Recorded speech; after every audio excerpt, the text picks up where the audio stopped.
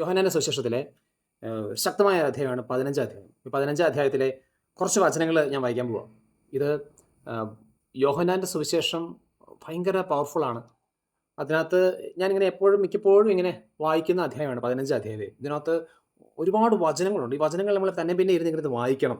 ഉറപ്പായിട്ട് നമ്മുടെ ഉള്ളിൽ ശക്തമായ അഭിഷേകം നിറയ്ക്കും. യോഹന്നാൻ 15:1 എൻ്റെ ശാഖകളിൽ ഫലം തരാത്തതിനെ അവിടെ നീക്കിക്കളയുന്നു, ഫലം തരുന്നതിനെ കൂടുതൽ കായ്ക്കാനായി വിട്ടിരിക്കുകയും ചെയ്യുന്നു.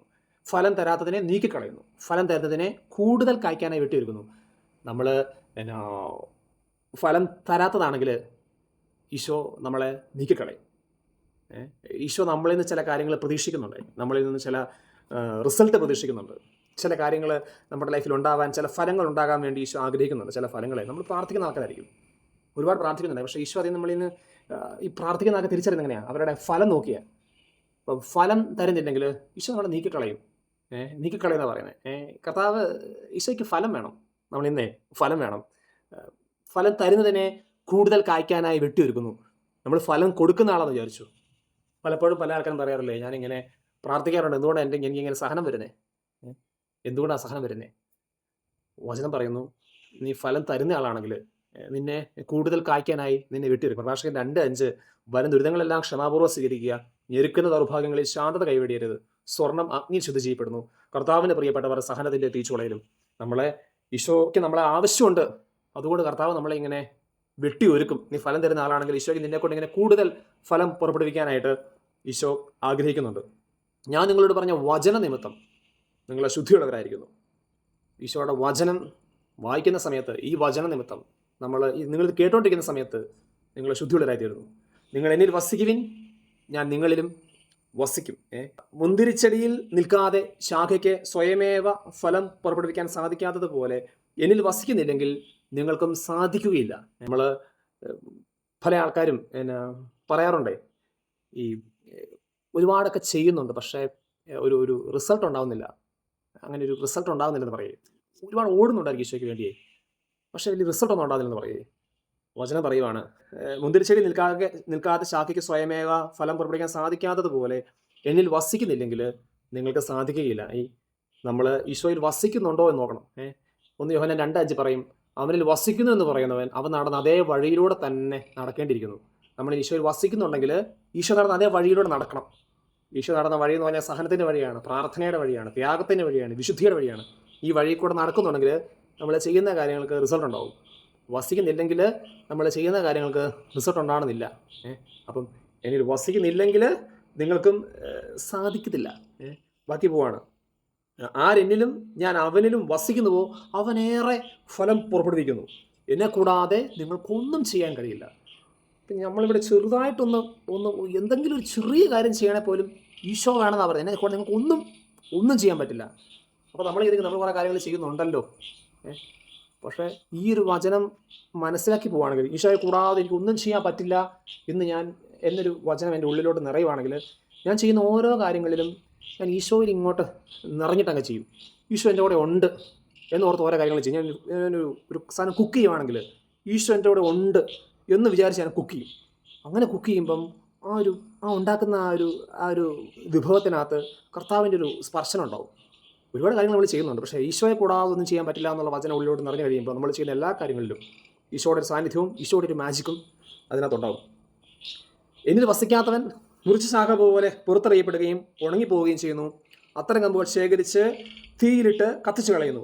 നിങ്ങൾ എന്നിൽ വസിക്കുകയും എൻ്റെ വാക്കുകൾ നിങ്ങളിൽ നിലനിൽക്കുകയും ചെയ്യുന്നെങ്കിൽ ഇഷ്ടമുള്ളത് ചോദിച്ചു കൊള്ളുക, നിങ്ങൾക്ക് ലഭിക്കും. നിങ്ങൾ എന്നിൽ വസിക്കുകയും എൻ്റെ വാക്കുകൾ നിങ്ങൾ നിലനിൽക്കുകയും ചെയ്യുന്നെങ്കിൽ ഇഷ്ടമുള്ളത് ചോദിച്ചു കൊള്ളുക, നിങ്ങൾക്ക് ലഭിക്കും. 15:7 ഇത് പഠിച്ചു വെക്കേണ്ട വചനമാണ്. നമ്മൾ ഈശോയിൽ വസിക്കുകയും, ഈശോയിൽ വസിക്കുക എന്ന് പറഞ്ഞാൽ അവനാണ് അതേ വഴി കൂടെ തന്നെ നടക്കുക. 1 യോഹന്നാൻ 2:5 ഈശോ അതേപടി നടക്കുക. നിങ്ങളിൽ വസിക്കുകയും എൻ്റെ വാക്കുകൾ നിങ്ങളെ നിലനിൽക്കുകയും ചെയ്യുക. യോഹന്നാൻ 15:16 എന്നെ സ്നേഹിക്കുന്നവൻ എൻ്റെ വചനം പാലിക്കും. അപ്പം ഞാൻ ഈശോയുടെ വചനം പാലിക്കുന്ന ആളാണെങ്കിൽ എൻ്റെ വാക്കുകൾ എന്നെ നിലനിൽക്കുന്നു, ഈശോ വാക്കുകൾ എന്നെ നിലനിൽക്കുന്നു, ഞാൻ ഈശോയിൽ വസിക്കുന്നു. ഈ 2 കാര്യങ്ങൾ സത്യമാണെങ്കിൽ ഇഷ്ടമുള്ളത് ചോദിച്ചു കൊള്ളുക, നിങ്ങൾക്ക് കിട്ടും. എന്ത് ചോദിച്ചാലും കിട്ടും. എന്ത് ചോദിച്ചാൽ ഈശോ തരും. എപ്പോഴാ? ഞാൻ ഈശോയുടെ വാക്ക് ഇനി നിലനിൽക്കണം, ഈശോ പറയുന്ന കാര്യങ്ങൾ ഇനി നിലനിൽക്കണം, ഞാൻ ഈശോയിൽ വസിക്കണം, ഞാൻ ഈശോയുടെ വഴിയിലായിരിക്കണം.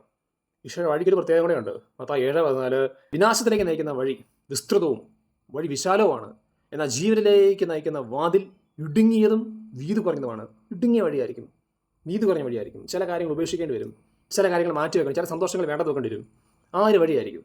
പക്ഷേ ആ വഴി കൂടെ ഞാൻ നടക്കുന്നുണ്ടെങ്കിൽ, ഞാൻ ഈശോയെ വസിക്കുന്നുണ്ടെങ്കിൽ, ഇഷ്ടമുള്ളത് ചോദിച്ചോ ഈശോ തരും, ഇഷ്ടമുള്ളത് ചോദിച്ചോ ഈശോ തരും. ഇനി അടുത്ത വചനം, പിതാവിനെ സ്നേഹിച്ചതുപോലെ ഞാൻ നിങ്ങളെ സ്നേഹിച്ചു, നിങ്ങൾ എൻ്റെ സ്നേഹത്തിൽ നിലനിൽക്കുവിൻ. സ്നേഹത്തിൽ നിലനിൽക്കുവിൻ. ഞാൻ എൻ്റെ പിതാവിൻ്റെ കൽപ്പനകൾ പാലിച്ച് അവിടുത്തെ സ്നേഹത്തിൽ നിലനിൽക്കുന്നത് പോലെ നിങ്ങൾ എൻ്റെ കൽപ്പനകൾ പാലിച്ചാൽ എൻ്റെ സ്നേഹത്തിൽ നിലനിൽക്കും. ഞാൻ പിതാവിൻ്റെ കൽപ്പനകൾ പാലിച്ച് അവൻ്റെ സ്നേഹത്തിൽ നിലനിൽക്കുന്നത് പോലെ നിങ്ങൾ എൻ്റെ കൽപ്പനകൾ പാലിച്ചാൽ എൻ്റെ സ്നേഹത്തിൽ നിലനിൽക്കും.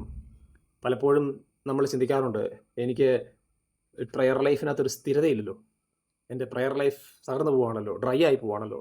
വചനം പറയുന്ന കാര്യമാണ്, ഈശോയുടെ സ്നേഹത്തിൽ നിലനിൽക്കണമെങ്കിൽ, ഈശോയുടെ സ്നേഹത്തിൽ നിലനിൽക്കണമെങ്കിൽ ഈശോയുടെ കൽപ്പനകൾ പാലിച്ചാൽ മതി. ഈശോയുടെ കൽപ്പനകൾ പാലിച്ചാൽ ഈശോയുടെ സ്നേഹത്തിൽ നിലനിൽക്കാം. ഈശോയുടെ ഓരോ കൽപ്പനകളും ഞാൻ നമ്മുടെ ഈ പ്രയർ ഡൗണായി പോകുന്ന പല കാരണങ്ങൾ കാണുമായിരിക്കും. ഒരു പ്രലോഭനത്തിൽ വീഴുന്നതായിരിക്കാം, വിശുദ്ധി കുറഞ്ഞു പോകുന്നതായിരിക്കാം, പ്രാർത്ഥിക്കാൻ പറ്റാത്തതായിരിക്കാം, അല്ലെങ്കിൽ ദേഷ്യപ്പെടുന്നതായിരിക്കാം, വെറുപ്പായിരിക്കാം. ഓരോന്നിനും ഒരു വചനമുണ്ട്, ഓരോ വചനങ്ങളുണ്ട്. യോഹന്നാൻ 14:1, ഹൃദയം അസ്വസ്ഥമാകേണ്ട, ആ കൽപ്പന എൻ്റെ പാലിക്കപ്പെടുന്ന സമയത്ത് എനിക്ക് അസ്വസ്ഥ ഉണ്ടാവും. എനിക്ക് ഞാൻ നിങ്ങളെ സ്നേഹിച്ചതുപോലെ നിങ്ങൾ പരസ്പരം സ്നേഹിക്കും. ഈ വചനം എൻ്റെ ഉള്ളിൽ നിറഞ്ഞിട്ടുണ്ടെങ്കിൽ എനിക്ക് ശരിക്കും സ്നേഹിക്കാൻ പറ്റും. പ്രാർത്ഥന റോമ 12 പ്രാർത്ഥനയിൽ സ്ഥിരത ഉള്ളവരായിരിക്കും. ഈ വചനം നിറഞ്ഞാൽ എനിക്ക് പ്രാർത്ഥിക്കാൻ പറ്റും, സ്ഥിരമായിട്ട് പ്രാർത്ഥിക്കാൻ പറ്റും. ഇങ്ങനെ ഓരോ വചനങ്ങളും ഹൃദയവിശുദ്ധിയുള്ള ദൈവത്തെ മത്തായി 5:8 ഇത് നിറഞ്ഞിട്ടുണ്ടെങ്കിൽ എൻ്റെ ഹൃദയത്തിൽ വിശുദ്ധി ഉണ്ടാവും. ഇങ്ങനെ ഓരോ കൽപ്പനകൾ എനിക്ക് പാലിക്കാൻ പറ്റിയാൽ, ഓരോ കൽപ്പനകൾ എത്രമാത്രം ഞാൻ കൽപ്പനകൾ പാലിക്കുന്നോ അത്രമാത്രം ഈശോയുടെ സ്നേഹത്തിൽ എനിക്ക് നിലനിൽക്കാൻ പറ്റും. നിങ്ങളുടെ കൽപ്പനകൾ പാലിച്ചാൽ നിങ്ങൾക്ക് എൻ്റെ സ്നേഹത്തിൽ നിലനിൽക്കാം. ഈശോയുടെ കൽപ്പനകൾ പാലിക്കാൻ വേണ്ടി ഉള്ള കൃപയ്ക്ക് വേണ്ടി നമ്മൾ പരിശുദ്ധാത്മാവിനോട് പ്രാർത്ഥിക്കണം. ഈശോയെ കൽപ്പനകൾ പാലിക്കാൻ കൃപ തരണേ, അങ്ങനെ പരിശുദ്ധാത്മാവിനോട് പ്രാർത്ഥിക്കണം. അപ്പോൾ കർത്താവിൻ്റെ സ്നേഹത്തിൽ നമുക്ക് നിലനിൽക്കാൻ പറ്റും. എന്നിട്ട് പറയുവാണ്, ഇത് ഞാൻ നിങ്ങളോട് പറഞ്ഞത് എൻ്റെ സന്തോഷം നിങ്ങളിൽ കുടികൊള്ളാനും നിങ്ങളുടെ സന്തോഷം പൂർണ്ണമാകാനും വേണ്ടിയാണ്. ഇതാണ് എൻ്റെ കൽപ്പന, ഞാൻ നിങ്ങളെ സ്നേഹിച്ചതുപോലെ നിങ്ങളും പരസ്പരം സ്നേഹിക്കണം. ഇത് ഞാൻ നിങ്ങളോട് പറഞ്ഞത് കുടികൊള്ളാനും നിങ്ങളുടെ സന്തോഷം പൂർണ്ണമാകാനും വേണ്ടിയാണ്. ഇതെല്ലാം പറഞ്ഞത് നിങ്ങളുടെ സന്തോഷം പൂർണ്ണമാകാനാണ്. ഇതെല്ലാം നമ്മൾ പലപ്പോഴും പറയാറുണ്ട്, I am happy, I M so happy, എനിക്ക് ഭയങ്കര ഹാപ്പിയാണെന്ന് നമ്മൾ പറയാറുണ്ട്. പക്ഷേ കർത്താവ് പറയുവാണ്, ഇതൊക്കെ പാലിച്ചാലാണ് നിൻ്റെ സന്തോഷം പൂർണ്ണമാകുന്നത്. അപ്പോൾ ഇതൊന്നും പാലിക്കാത്ത നമ്മൾ പറയുക എൻ്റെ സന്തോഷം ഞാൻ ഭയങ്കര ഹാപ്പിയാണെന്ന് പറഞ്ഞാലേ അതിനകത്തൊരു അപൂർണതയുണ്ട്. ഈശോയുടെ കൽപ്പനകൾ പാലിച്ചാലാണ് നമ്മുടെ സന്തോഷം പൂർണ്ണമാകത്തുള്ളൂ. ഈശോയുടെ കൽപ്പനകൾക്കനുസരിച്ച് ജീവിക്കാൻ നോക്കിയാൽ മാത്രമേ നമ്മുടെ സന്തോഷം പൂർണ്ണമാകത്തുള്ളൂ. കർത്താവിൻ്റെ കൽപ്പനകൾ പാലിച്ചാലാണ് ഈശോയുടെ സന്തോഷം ഇനി കുടികൊള്ളുന്നത്. ഈശോയുടെ സന്തോഷം എന്ന് പറഞ്ഞാൽ ഈശോനെ ആൾക്കാർ വെട്ടിക്കീറിയപ്പോഴും ഈശോയുടെ സന്തോഷം, ആ സന്തോഷം എനിക്ക് കുടികൊള്ളാം, ആ സന്തോഷം എനിക്ക് കിട്ടും, ആ സന്തോഷം എനിക്ക് കുടികൊള്ളും. എപ്പോഴാണ് ഈശോയുടെ കൽപ്പനകൾ പാലിച്ച് ജീവിക്കാൻ ഞാൻ തീരുമാനമെടുത്താൽ. അപ്പോൾ നമ്മുടെ ജീവിതത്തിലുള്ള എല്ലാ പ്രശ്നങ്ങൾക്കും ഉത്തരം എന്ന് പറഞ്ഞാൽ കർത്താവിൻ്റെ കൽപ്പനകൾ അനുസരിച്ച് ജീവിക്കുക എന്നുള്ളതാണ്. കർത്താവിൻ്റെ കൽപ്പനകൾ അനുസരിച്ച് ജീവിച്ചാൽ ഈശോയുടെ വചനം പാലിക്കാനുള്ള കൃപയ്ക്ക് വേണ്ടി നമ്മളിങ്ങനെ പ്രാർത്ഥിക്കുന്നതനുസരിച്ച് ഈശോയുടെ സന്തോഷം എനിക്ക് കുടികൊള്ളും. ഈശോയുടെ സന്തോഷം എന്നിൽ കുടികൊള്ളും. എൻ്റെ സന്തോഷം പൂർണ്ണമാകും. എൻ്റെ സന്തോഷം ഇപ്പോൾ അപൂർണ്ണമാണെന്ന് തിരിച്ചറിയുന്നിടത്ത് ഞാനിങ്ങനെ ചിന്തിക്കും, എന്ത് ചെയ്ത് എനിക്ക് എൻ്റെ സന്തോഷത്തെ പൂർണ്ണമാക്കാൻ പറ്റും. അപ്പോൾ ഞാൻ കാണുവാണ്, യോഹന്നാൻ 15 കാണുവാണ്, കർത്താവിൻ്റെ കൽപ്പനകൾ പാലിക്കണം, അപ്പോൾ എൻ്റെ സന്തോഷം പൂർണ്ണമാകും. ഇനി വചനം പറയുവാണ്, എന്തെന്നാൽ ഞാൻ നിങ്ങളെ സ്നേഹിതന്മാരെന്ന് വിളിച്ചു, എൻ്റെ പിതാവിന് കേട്ടതെല്ലാം നിങ്ങളെ ഞാൻ അറിയിച്ചു. നിങ്ങൾ എന്നെ തിരഞ്ഞെടുക്കുകയല്ല, ഞാൻ നിങ്ങളെ തിരഞ്ഞെടുക്കുകയാണ് ചെയ്തത്. നിങ്ങൾ പോയി ഫലം പുറപ്പെടുവിക്കുന്നതിനും നിങ്ങളുടെ ഫലം നിലനിൽക്കുന്നതിനും വേണ്ടി ഞാൻ നിങ്ങളെ നിയോഗിച്ചിരിക്കുന്നു. നിങ്ങൾ എന്നെ തിരഞ്ഞെടുത്തതല്ല, ഞാൻ നിങ്ങളെ തിരഞ്ഞെടുത്താണ്. ഈ വീഡിയോ കാണുന്നത് പോലും, അല്ലെങ്കിൽ ഈശോയുടെ ഒരു കാര്യത്തിൽ പോലും നമ്മൾ തിരഞ്ഞെടുത്തങ്ങനെ എന്ത് കണ്ടാക്കാം എന്നോർത്ത് കാണാൻ പറ്റത്തില്ല. ഈശോ നമ്മളെ തിരഞ്ഞെടുത്തുകൊണ്ട് നമ്മൾ ഈ വീഡിയോ കാണുന്നത്, ഈശോ നമ്മളെ തിരഞ്ഞെടുക്കുന്നതുകൊണ്ട് നമ്മൾ പ്രാർത്ഥിക്കാൻ പോകുന്നത്, ഈശോ നമ്മളെ തിരഞ്ഞെടുത്തേക്കുന്നതാണ് നമ്മളിങ്ങനെ ഈശോയെക്കുറിച്ച് ചിന്തിക്കുന്നത് പോലും ഈശോ തിരഞ്ഞെടുത്തേക്കുന്നതുകൊണ്ടാണ്. ഈശോ നമ്മളെ തിരഞ്ഞെടുത്തിരിക്കുകയാണ്. എന്നിട്ട് പറയുകയാണ്, നിങ്ങൾ പോയി ഫലം പുറപ്പെടുവിക്കുന്നതിനും നിങ്ങളുടെ ഫലം നിലനിൽക്കുന്നതിന് വേണ്ടി ഞാൻ നിങ്ങളെ നിയോഗിച്ചു. നമ്മൾ ശുശ്രൂഷ ചെയ്യുമ്പം ഒരാൾക്ക് ഈശോയെ കൊടുക്കുമ്പം നമ്മൾ ഫലം പുറപ്പെടുവിച്ചാൽ മാത്രം പോരാ, ആ ഫലം നിലനിൽക്കണം. അത് നിലനിൽക്കാൻ വേണ്ടി നമ്മൾ പ്രാർത്ഥിക്കണം. ഒരാളെ നമ്മൾ ഈശോയെക്കുറിച്ച് പറഞ്ഞു കൊടുത്താൽ അവൻ്റെ ഉള്ളിൽ ഈശോ നിറയാനും അവൻ എന്നും ഈശോയെ ജീവിക്കാനും എനിക്ക് പ്രാർത്ഥിക്കാൻ വരണം. അവൻ്റെ ഫലം നിലനിൽക്കുന്നതിന് വേണ്ടി ഞാൻ നിങ്ങളെ നിയോഗിച്ചു. തന്മൂലം നിങ്ങൾ എൻ്റെ നാമത്തിൽ പിതാവിനോട് ചോദിക്കുന്നത് എന്തും അവിടെ നിങ്ങൾക്ക് നൽകും. ഞാൻ നിങ്ങളോട് കൽപ്പിക്കുന്നു, പരസ്പരം സ്നേഹിക്കുവിൻ. യോഹന്നാൻ 15:1 തൊട്ട് ഉള്ള വചനത്തിൽ പെട്ടെന്ന് കണ്ട വചനങ്ങൾ ഞാനിങ്ങനെ വായിച്ചതാണ്. പക്ഷേ ഈ 15-ാം അധ്യായം നമ്മൾ വായിക്കണം. ഈ വായിക്കുന്നതനുസരിച്ച് നമ്മുടെ ഉള്ളിൽ ഈ അഭിഷേകം നിറയും, വചനത്തിൻ്റെ അഭിഷേകം നിറയും. ആമേൻ.